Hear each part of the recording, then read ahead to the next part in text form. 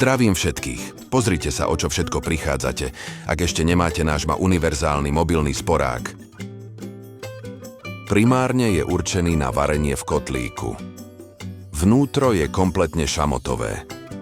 Kotlík môžete zavesiť na držiak alebo ho priamo posadiť do otvoru.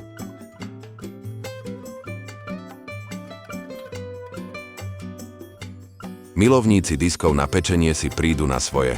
Zmestí sa sem 60 disk, alebo kľudne aj veľký wok na pečenie v oleji.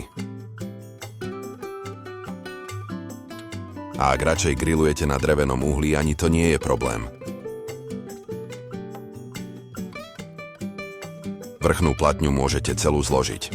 Dôležité, platňa nie je z liatiny, aby nepraskla, ale z 8 mm hrubej ocele. Tá vydrží aj 100 rokov. Keď vrátite stred, na ploche 50 na 70 cm uvaríte naraz aj 3 či 4 hrnce polievky. Alebo jeden obrovský hrniec pre celú armádu.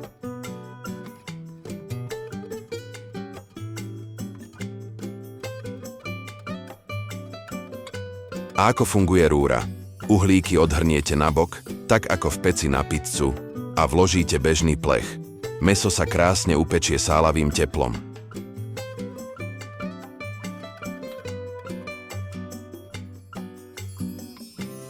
Spodná časť slúži na udržiavanie teploty jedla, kým prídu hostia.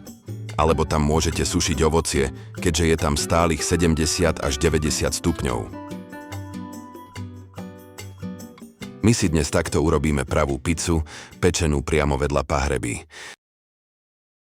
Ak sa vám ukážka páčila, pozrite si celú ponuku na našom webe www.mobilnapec.sk.